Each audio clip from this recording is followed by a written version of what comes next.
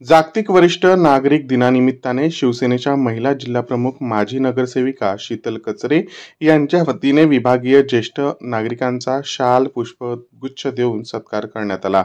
यावेळी ज्येष्ठ नागरिकांनी मोठ्या प्रमाणात उपस्थित राहून कचरे कुटुंबियांनी या कार्यक्रमाचे आयोजन केल्याबद्दल कौतुक केले। यावेळी सूर्यकांत कचरे, अरुण कचरे व शिवसैनिक उपस्थित होते।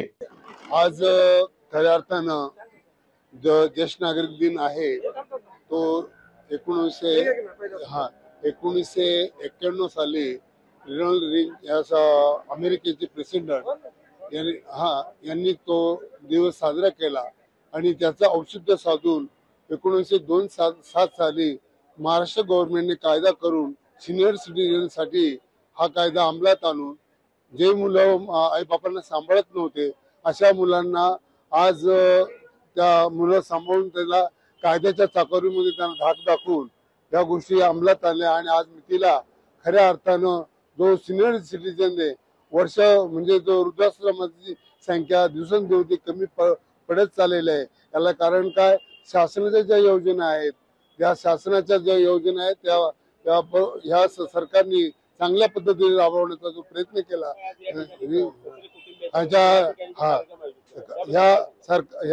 ह्या कचरे कुटुंब नेहमी त्यांचा सिनियर सिटीजनचा चांगल्या पद्धतीने सहभाग असतो।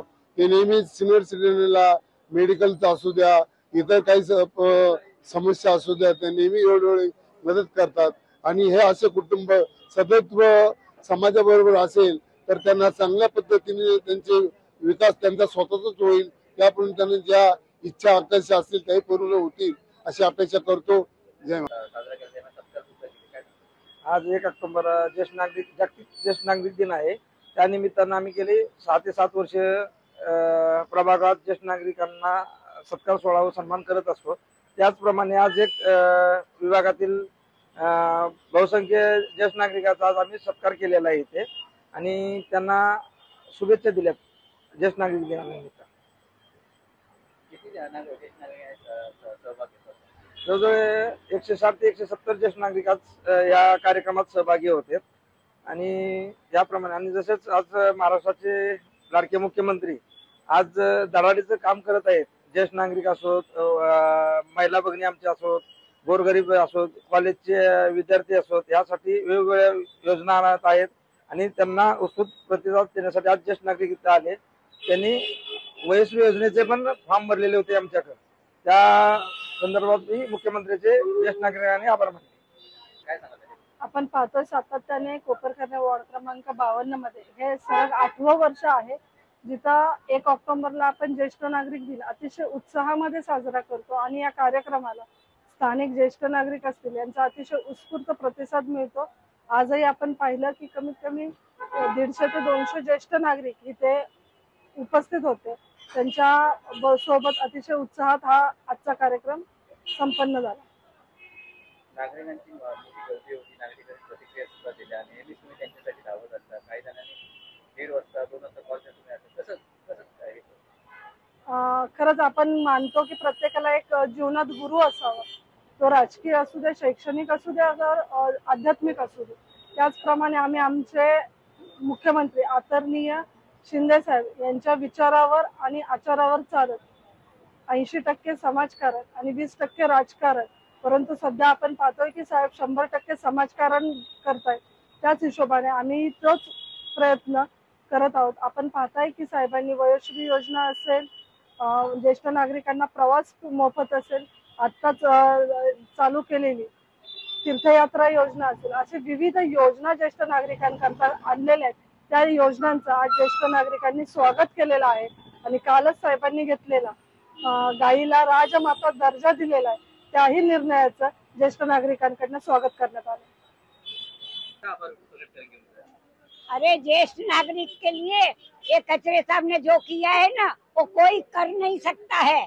आज इतनी संख्या में ज्येष्ठ नागरिक आए, हाँ, और सबको मिठाई दिया, सबको शॉल पहनाया और वो शिंदे साहब के जरिए हुआ है।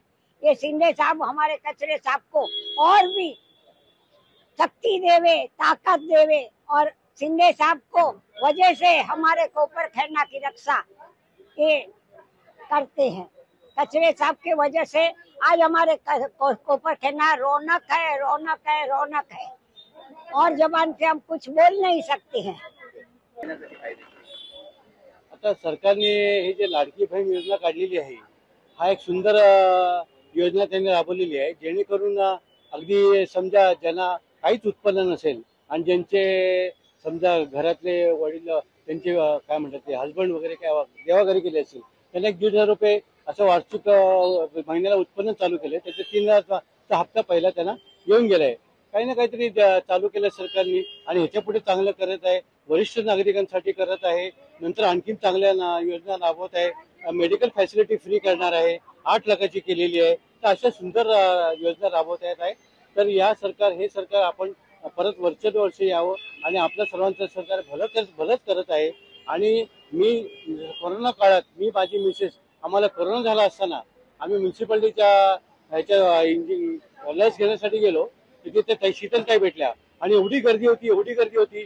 शीतलताईंनी आम्हाला तिथून जे लस द्यायची होती त्यांनी आम्हाला तिथल्या अधिकाऱ्यांना बोलवून आणि तिथल्या जे कर्मचारी होते आम्हाला लवकरात लवकर तिथून मोकळं केलं, जेणेकरून आमचा त्रास तिथे जाण्याचा वाचला प्रत्येक वेळेला। आणि कोरोना असल्या कारणाने आम्ही कुठे जायचं म्हणजे सिटिझन आम्हाला प्रॉब्लेम होत होता। आणि आमच्या वॉर्डात सेक्टर 14 मध्ये हे जे काम करतायत आनंदराव साहेब, नंतर सूर्यकांत कचरे साहेब, शीतल साहेब, हे जे कार्य करतात, गार्डन म्हणा इतर प्रकार राबवत आहेत, लगेच वृक्ष वाढले वृक्षाची छाटणी करतायत। तर अशी जे विविध योजना ते राबवत आहेत त्या म्हणजे आपल्याला आम्हाला खूप चांगला फायदा होतो। लोकनायक न्यूज करिता सुमित रेणोसे, नवी मुंबई। लोकनायक न्यूज